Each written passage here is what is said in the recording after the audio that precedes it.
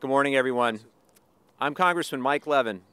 Thanks to all of you for being here today, particularly all of the local elected officials and stakeholders who are here this morning. Along with my congressional colleagues and our local elected officials, I'm proud to announce once again that we have successfully secured $300 million under the Border Water Infrastructure Program to aggressively address the cross-border pollution from the Tijuana River Valley. This historic achievement is an example of how Democrats and Republicans can work together to solve even the most challenging local and regional issues. That deserves applause. Yeah.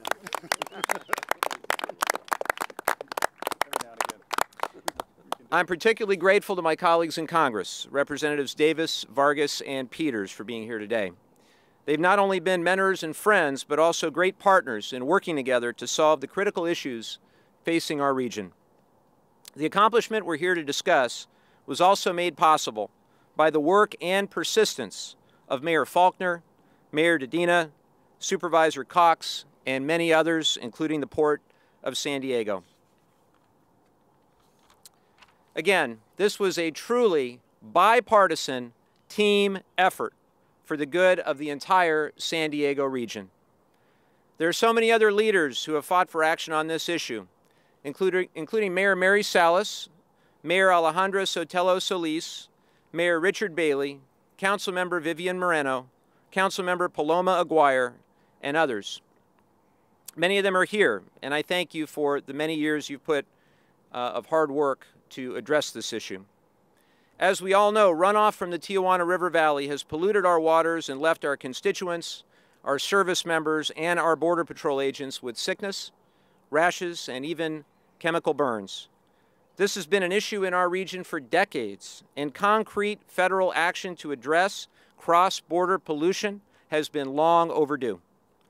Several months ago, in fact, almost 6 months ago, in this very spot, we got together and we talked about legislation we were all working on, and we also saw an opening. We saw an opening through the U.S.-Mexico-Canada Trade Agreement, or USMCA, as the mechanism to finally deliver much-needed federal assistance. By working together across party lines, we negotiated a dramatic increase in funding for the Border Water Infrastructure Program, also known as the BWIP program, to $300 million through the USMCA. Let me put that amount into some perspective. In past appropriations, the BWIP program has received as little as $15 million a year to provide border water infrastructure to the entire U.S.-Mexico border. And believe it or not, in the President's fiscal year 2020 budget, no money was included for the BWIP program. Since being elected to Congress, I've been advocating for greatly increased BWIP funding as the best means to address Tijuana River Valley pollution. This past summer, when we came together 6 months ago, I introduced, as part of a package of bills from our delegation, the Border Water Infrastructure Improvement Act, which proposed a dramatic increase in funding for BWIP, and specifically called for more funding for EPA Region 9, which includes the Tijuana River Valley. I'm thrilled that the final USMCA language, which was signed into law this past Wednesday by the President, closely mirrors the legislation that I introduced to increase BWIP funding. While securing this funding was a historic accomplishment, our work is far from over. We must now make sure that the $300 million in USMCA gets to our region without delay, and also that Mexico makes robust investments on their side of the border to further mitigate pollution flowing into the region. I look forward to working with my colleagues here, as well as other local, state, and federal officials until this issue is finally solved. And with that, I'd like to introduce my good friend, Representative Susan Davis. Thank you. Good morning, everyone. It's wonderful to see you here. This is a replay, and it's a very important one. Thank you for coming out. As I've always said, and I think so many of us here in San Diego acknowledge that we cannot really be a true America's finest city if our beaches are closed far too often. So this is a very promising day for our community, and we are a step closer to making beach closures a thing of the past. Our congressional delegation and local leaders have been working for years to try to stem the flow of sewage at the border, and we know it's not an easy problem. It's not an easy problem to solve, but the recent trade deal, as Congressman Levin has spoken to, gave us a new opportunity to address the issue. Through the USMCA, Congress secured a significant investment to stem the tide of sewage flowing into our rivers and our oceans. And while the $300 million will go towards environmental infrastructure improvements on the U.S. side, the USMCA also contains $15 million for the North American Development Bank. And the NAD Bank is, as we all know, and you all have worked hard on this, provides investments to develop and finance environmental infrastructure projects on both sides of the border. But we know it's not enough to mitigate the problem. On our side, we of course have to be working with Mexican government so that the badly needed improvements can be made. It's never been a one-sided issue. We have also been looking to the Navy to join us in this fight. Our community has been living with this problem for years, and I think we all agree that the Navy is such an important part of our community. We know about the health concerns that beachgoers, that lifeguards, and Border Patrol agents face from exposure to pollution. But our Navy personnel, and especially our SEALs, risk training in contaminated waters. And the Navy can be forced to cancel training operations to avoid exposure to Navy personnel. So our SEALs train so that when we need them, they are ready, that they can deliver. And if that's the case, then we should be able to deliver clean training areas for them. In recent discussions our office has had with the Navy, we are seeing progress in partnering more robustly. And we need to do that. Hasn't been on the highest priority for them, but it's a really high priority for all of us. And as you can see from the distinguished group gathered here today, our congressional delegation and local leaders are committed to finding a solution. So I want to thank my House colleagues, but I also want to recognize our local leaders and the advocates, because we are going to keep working together. Your leadership has been invaluable on this issue. But the work, as we all will say, the work is just not done, a beginning, but with this investment, we have made significant progress toward making the most of our beaches and our waters. And now I want to thank and introduce Congressman Juan Vargas, who represents this beautiful Bayside Park, for his strong advocacy on the issue at the local, the state, and now the federal level. Juan. Thank you. Thank you. Thank you very much. Thank you. My wonderful staff gave me 10 pages of notes here to read, and I apologize, but I'm not going to do that. I do want to say this. I want to thank everyone that's here, especially Representative Levin. He was like a pit bull on this issue. When USMCA came up, he was saying how great it was for San Diego and for my district, and I said, yeah, it's been beneficial, but it's also been problematic. And the reason for that is there's been a lot of externalities with NAFTA, and that is the sewage that's flown across the river now and into our beaches for a long time. And I know that Scott Peters, who represents Coronado, has had this issue for a long time too. And I said, we have to have relief. We have to have money. He said, well, what if we put $300 million in there? I said, well, put $300 million in, I'll vote for it, of course. Let's need the money. And he was like a pit bull. He's like a dog with a bone. He grabbed onto that thing and he made sure that that money was in there, and I was happy to vote for it after that happened. But that wouldn't have happened if it wasn't for everyone here. I also noticed that the Chamber of Commerce is here, the Greater Chamber of Commerce. They've come back to D.C. numerous times on this particular issue and talked to the administrations and others to make sure it happened, and I appreciate that very, very much. And of course, Serge Dedina that is here and has been like a pit bull on the water there. He's been fantastic. Appreciate that. And again, that $300 million was very, very important. But now it's very important for us to keep on top of the EPA to make sure they spend it correctly in here. And that's going to be all up to all of us. The money's there. Now we have to make sure they spend it and they spend it correctly. Also, with respect to the NAD Bank, the NAD Bank, the North American Development Bank, was created under NAFTA, and it was supposed to go to projects along the border that would help with these environmental issues. Now, it hasn't done a very good job when it comes to wastewater. So we did, in fact, change the law to address more of the wastewater. So there's going to be a lot of money in there also. There's going to be $1.5 billion that the American government puts in and $1.5 billion that the Mexican government puts in. And again, we have to be very aggressive as a community to make sure that that money gets spent here to cure these problems. And I know that we can do that. So again, I want to thank everyone that's here. I want to thank Senator Feinstein and Harris, of course. They were magnificent to work with. They always are. And I want to thank all of the activists that have kept this on the forefront. You haven't let it go. Thank God for you guys. And we all have to be a little bit like Mike Levin, with a dog with a bone. Just grab onto this thing and make sure we don't let go until we cure this problem. And you know what? There's still a lot of work ahead, and that's why I appreciate everybody here.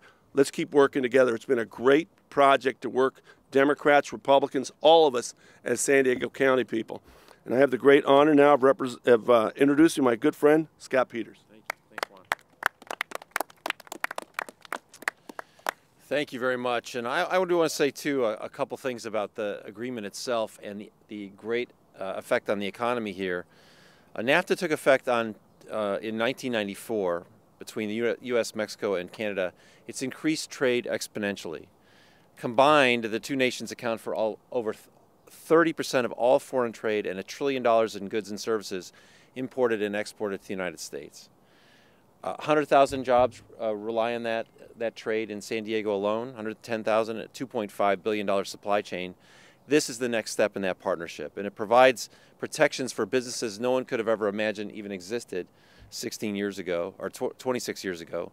More worker protections in Mexico, a better enforcement of environmental laws in Mexico and Canada, and new standards for intellectual property like copyrights, trademarks, and patents.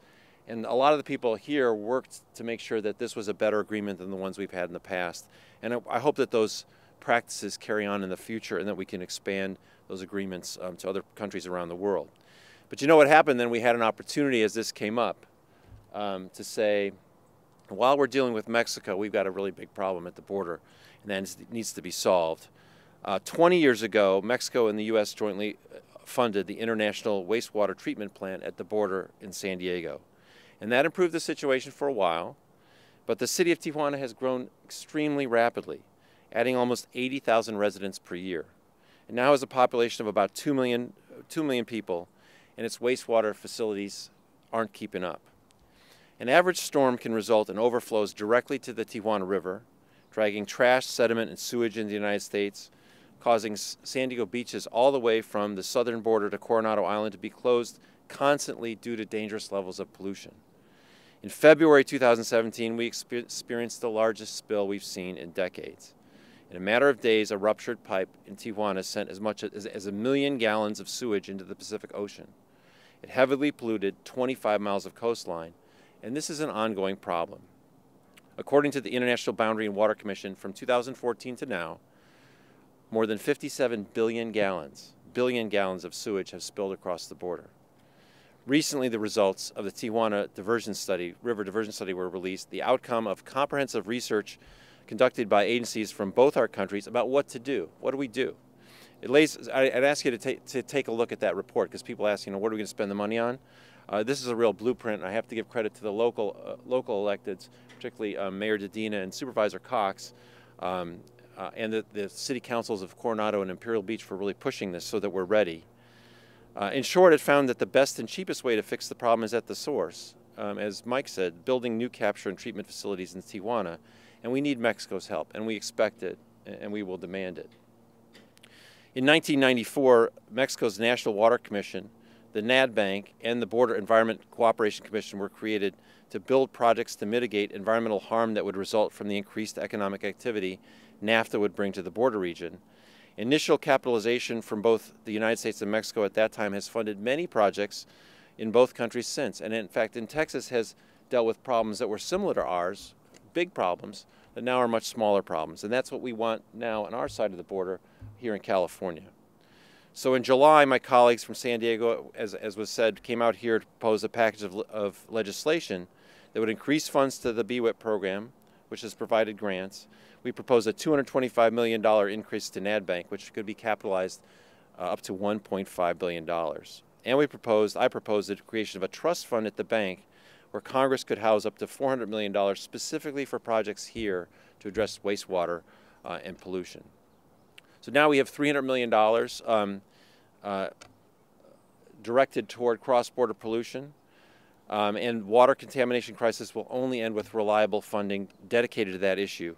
With the signing of USMCA, the U.S. and Mexico have committed to clean up this river valley with these massive funding investments, and this is a significant victory for our region, for the military, I think, and the Border Patrol, as Susan Davis said, for our economies and for the environment. We know that the binational region works and succeeds when we work together, but we have a lot of work left to do. And you have my commitment from my office, and I think from the whole team up here, that we'll continue to make sure we've made a big step. Now we've got to make sure that we get this money deployed correctly and this problem solved. And that's what we're all about. That's what we're here to do. And I know together we can solve this problem. Thank you. Now it's my pleasure to introduce an invaluable partner in this effort. I know you may have noticed that the President only invited Republicans to the signing ceremony, which is kind of a little bit petty since a lot of us have been working on trade for a long time, but that's why it's important to have Republicans on your side in this administration. And one of the very important ones who's been out in Washington and been engaged is Mayor Kevin Faulconer. Mayor Faulconer, thanks. Thanks, Scott. Well, good morning. Good morning to all of you. It is great to be here because this was a true bipartisan effort. And look at all of the folks that are here today. This represents the best of what we do as a region when we work together. Make no mistake, the signing of this agreement, the dollars are going to flow to clean up the sewage spills from the Tijuana River Valley once and for all is a shining example of what we can do when we work together. And let our local voices be heard, not only in the halls of Washington, D.C. at the Capitol, but in the halls of Mexico City. And when I think back to over the last several years, particularly in the last 7 months, it was everyone that you see here that was not going to take no for an answer. We knew the timing was coming together, and we knew what we had to do for the region. And so, as I said, this is not only a real victory for our nation in terms of free trade and our economy, but it's a particular victory for us here in the San Diego region. I was indeed, in fact, honored to attend the official signing ceremony just a couple of days ago, and to see, so many of our Mexican partners, our Canadian partners, and the people that understand how important this agreement is, and understand how active San Diego was in pushing this agreement across the finish line. This was the region that I'm a little biased, but I think absolutely pushed the hardest in Washington, D.C. to get this agreement signed.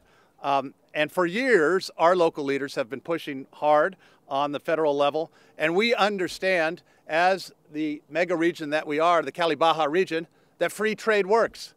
And as we said, if we're not letting our voices be heard locally, nobody's going to tell our story of success in the border region for us. This was our opportunity to tell that story. And we know the cross-manufacturing supply chains that we have. We know our trade partners. Number one trading partner, Mexico. Number two trading partner, Canada. And so to get this agreement signed, to get it modernized, to get the environmental protections that we have, again, is something that all of us are very, very proud of. The Tijuana River Valley problem, as many of my colleagues have just said, has been around with us literally for generations. We can be the generation that finally cleans it up. And that's the significance of this agreement and this funding. And I can't say enough about everybody who was here, again, at the podium today. Our local leaders, Congressman was talking about a dog with a bone. You want to talk about tenacity, and the person who's been doing it quietly and pushing, Supervisor Cox, Greg, thank you for your years of support to get us to the point that we were. It was incredibly important to us to have the EPA, to us to have the idea of where we were going to do this. And as I said before, with our local leaders and to work with our congressional tenacity members, it all came together. I want to thank Mayor Bailey. I want to thank Mayor Dedina, who I'm going to introduce in a second. But I also want to get back to the delegation. Congressman Levin, Congresswoman Davis, Scott Peters, Juan Vargas. You will not find anybody that worked harder to get this across the finish line for our region. And as I said before, it represents the best of what our region can do when we work together. This was never about partisanship. This was about what's the right thing to do for San Diego, and everybody really stepped up. I particularly want to thank Senator Feinstein as well. I know members of her staff are here today. They were absolutely key and instrumental in putting this final agreement together, and I thank you for that. All of our members of the Port of San Diego as well, who stood up, talked about the importance of water quality, talked about the economy, talked about the environment. If you sensed a theme here, it's that we know how to work together. That's a strength. We should take this momentum, and what's the next issue, guys? I mean, it's like, let's nobody can stop us when we work together. Housing, there you go. And so I will conclude, and just to say again that this is a great day for our region. Thank you to everybody behind me. Thank you for doing the right thing for San Diego. And again, back to tenacity. My fellow mayor and colleague, Mayor Serge Dedina, as I said, who really helped put a face on this as well from an environmental perspective, from the local perspective. Another person who never took no for an answer, who kept pushing for all of the right reasons. Please welcome Mayor Serge Dedina of Imperial Beach. Thank you, Kevin. Thank you, Serge. So one of the most important things is I want to spend my morning surfing the north side of the Tijuana River mouth with a pod of dolphins. And I think, Juan, it's not like a dog with a bone. It's like we have the largest pod of dolphins just from Coronado to IB in San Diego County. And they're tenacious, but strategic. They're collegial. They're friendly. But, man, they work together to hunt their prey. So, and then when they're done, they surf. I actually surf with them. So we're going to get this done, and then we're all going to hang out at the beach together. But, no, really, I've been lucky to have been behind the scenes and in front of the scenes. I want to thank our congressional delegation, Juan Vargas, Scott Peters, Mike Levin, Susan Davis.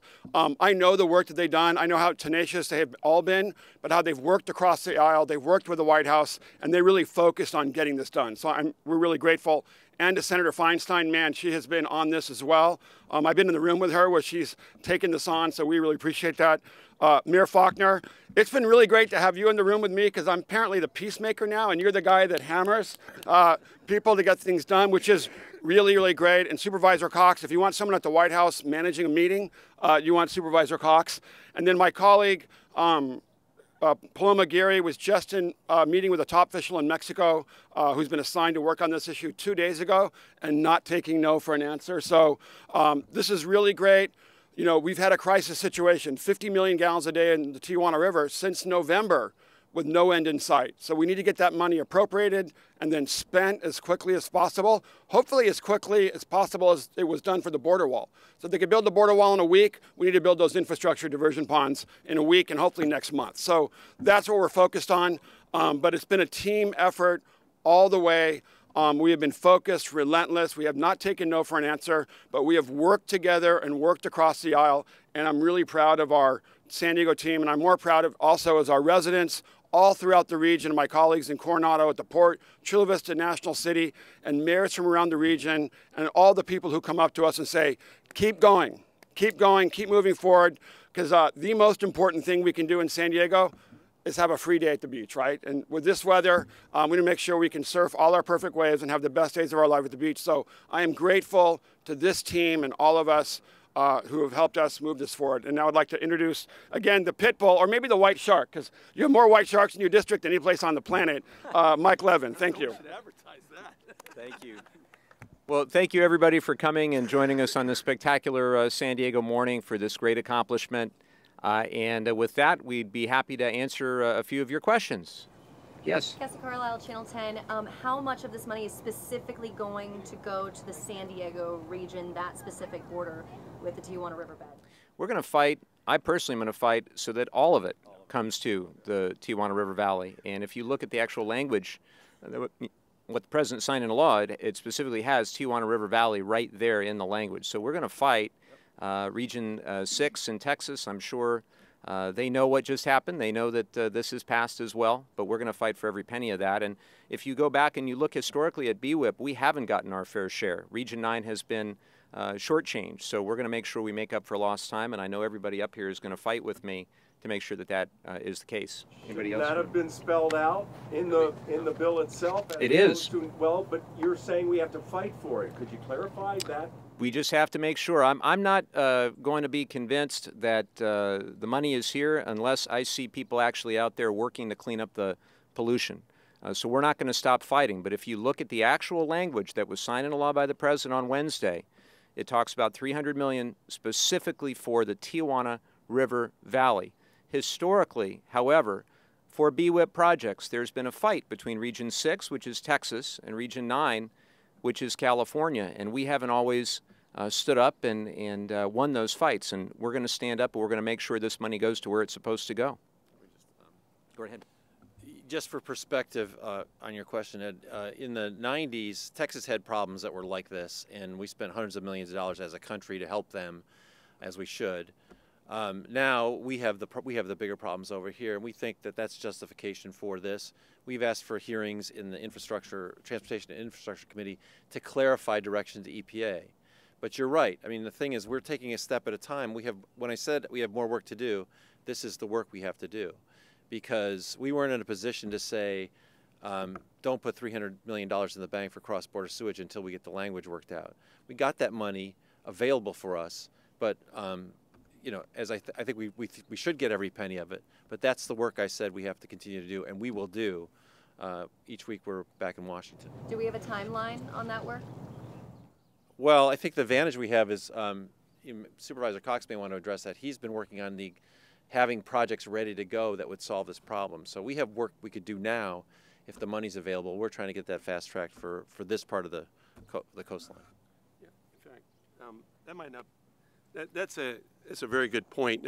So I made it very clear that I wouldn't vote for this USMCA, the new NAFTA, unless this money was in for San Diego. Now, we got the best language you possibly could on the negotiations, and one of the advantages we have, and I'd like to have Greg address this, is that we've been working on specific projects here ready to go. And so if you could comment a little bit on those, because we are ready to go, Texas is not.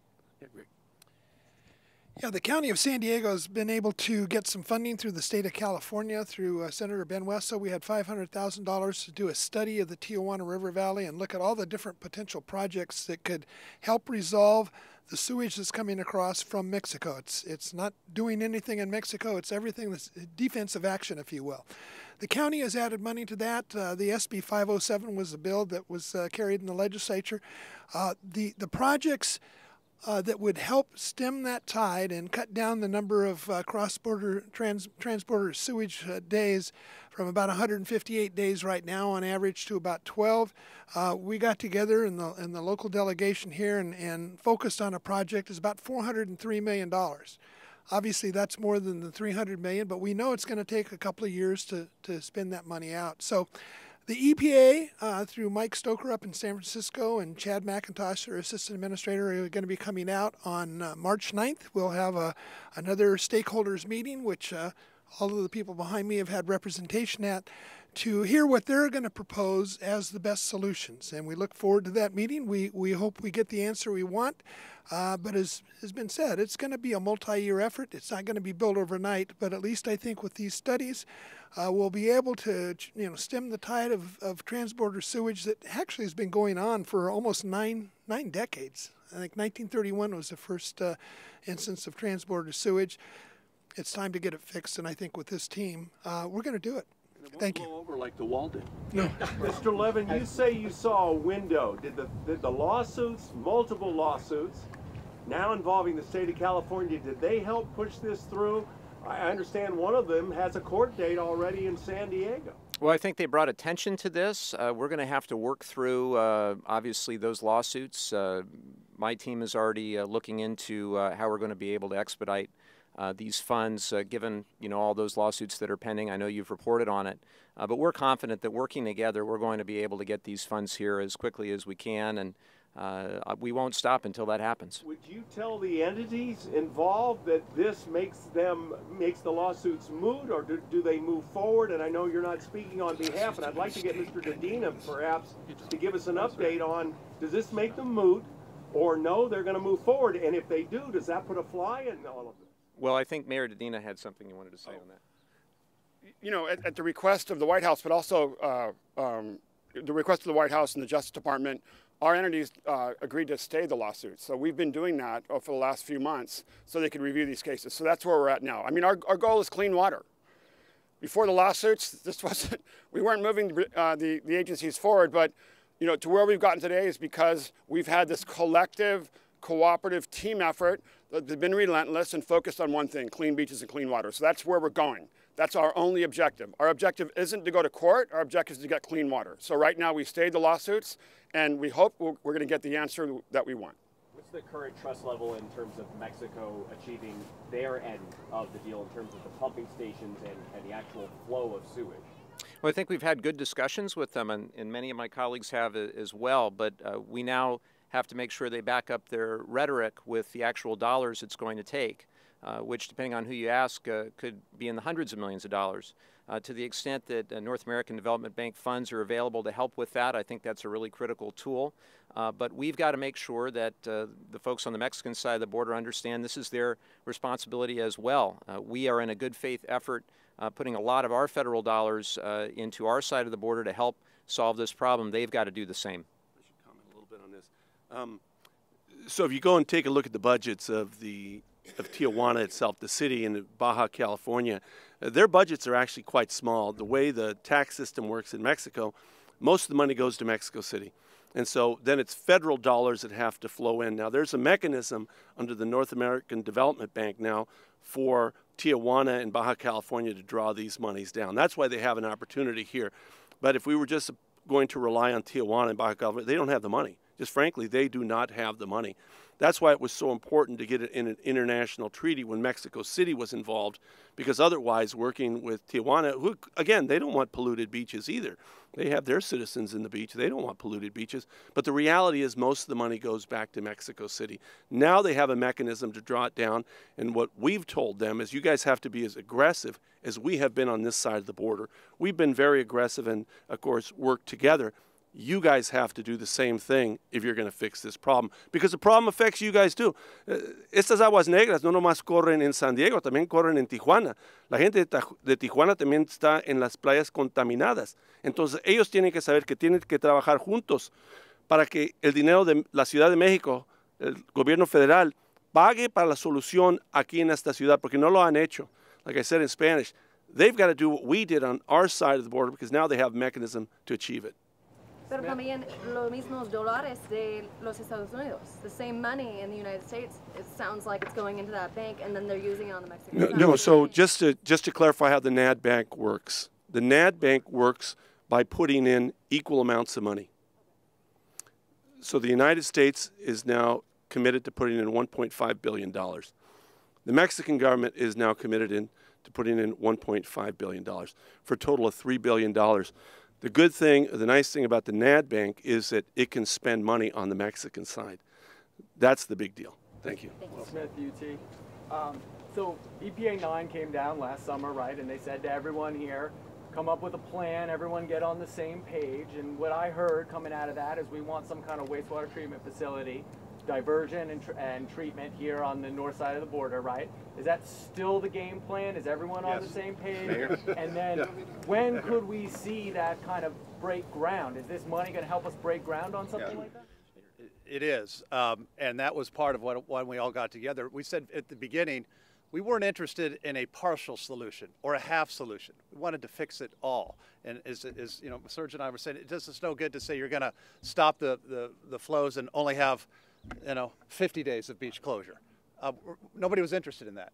And so why we push so hard with the EPA, and to answer the question directly, is to say we want to fix it for good. Yes, that's the solution. We need to do the design, the engineering, and all of that. And as we've said today, it's not going to happen overnight, but the commitment to fix it once and for all, I think, was what is so significant about this agreement and the dollars that not only on this side, but on the Mexican side. And I can tell you, having spoken with just this week with Ambassador Barcena, the Secretary Ebrard in Mexico, They want this to work. They realize how important this is. No, there is no stronger issue right now for environmental cooperation to solve a problem that is eminently solvable when our two countries work together than this one. And that's why we work so hard to say this. Let's have this be the example. And that's why it's important. That's why the money's there. And I can tell you the political will is there in Washington and in Mexico City. And it's going to be up to all of us in the coming weeks and months to translate that into actual, final design and then ultimately shovels in the ground. Okay, so if we're saying we're going to focus on the project on the north side of the border, we still got all these lawsuits on the canyon collectors. Are we thinking that some of this money could go toward expanding the canyon collectors, or is the idea that the federal government would also pay, in addition to the BWIP money, to expand those capture basins in places like Smuggler's Gulch, Ghost Canyon?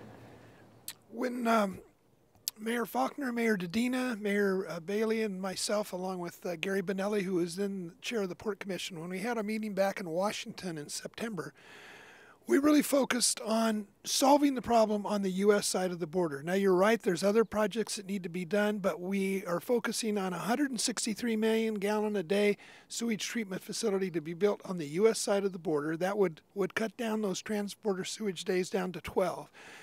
The arguments we made were really fourfold of why this is such a critical priority. We all know about the environmental problems that has existed for 90 years. We know about the economic impacts of the city of Imperial Beach and Coronado to a certain extent on when they have to close down their beaches. But I think the most compelling reasons we made were, if you look over my right shoulder, there's $1 billion that the U.S. government is investing in the SEAL training facility. They can't train all the time because of sewage that comes up on the beaches. Also, the Border Patrol. They are traipsing through all sorts of bad stuff in the Tijuana River Valley. So I think as the Border Patrol, and I think it was certainly the impact on military preparedness that has led us to this day, we hope there's going to be 163 million gallon sewage capacity announced when we meet on March 9th. But it's in the EPA's court to come back and say what they wanted us to come up with a plan. We have collectively done that. We've presented it to them. They wanted to have some time to digest that. So when they come back on March 9th, we'll find out what they're going to propose. Including expansion of the canyon collectors. Well, I don't know. I hope it includes a lot of things, but they've got some money now that they can start working on the project almost immediately, and we look forward to hear what their solutions are going to be, and we'll try to work with them every way we can.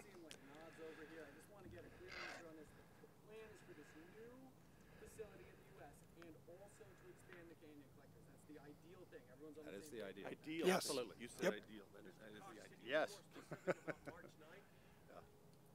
Well, I think the meeting's going to be in Coronado. I don't have the precise time, but we can certainly make that information available to you. It's a public meeting, and it's kind of, somebody referenced the meeting last summer. This is, I think, the third or fourth meeting that we've had with the EPA and all the players, including the Border Patrol. Well, yeah, and then Chad McIntosh, the assistant administrator, will be here also. Okay, it's a public meeting as opposed to, look, we've got some design already in place here, and the county's already identified some money, et cetera. So tell me a bit more about March 9 in terms of what we're presenting or what the EPA's response is. Well, we have presented to them what we think the solution is. The ball is in their court now to come back and say what they are willing to do and what they're willing to recommend. Obviously, when we last met, we didn't, I think that was in September or October, we didn't have $300 million that has been identified. The state of California, through the efforts of Senator Wesso, has $15 million that they've thrown into the pot. So, I mean, it's a matter of putting all these different pots together and coming up with the requisite amount of money to make something happen that's going to solve this problem once and for all. Do you have a break ground idea? Well, we'd love to break ground on March 10th, but I think we'll wait to see what EPA comes back with. And again, I think they understand the immediacy of this problem, the impact it's having on this whole community, and the military and the Border Patrol. So I think they understand the urgency of getting something done sooner rather than later.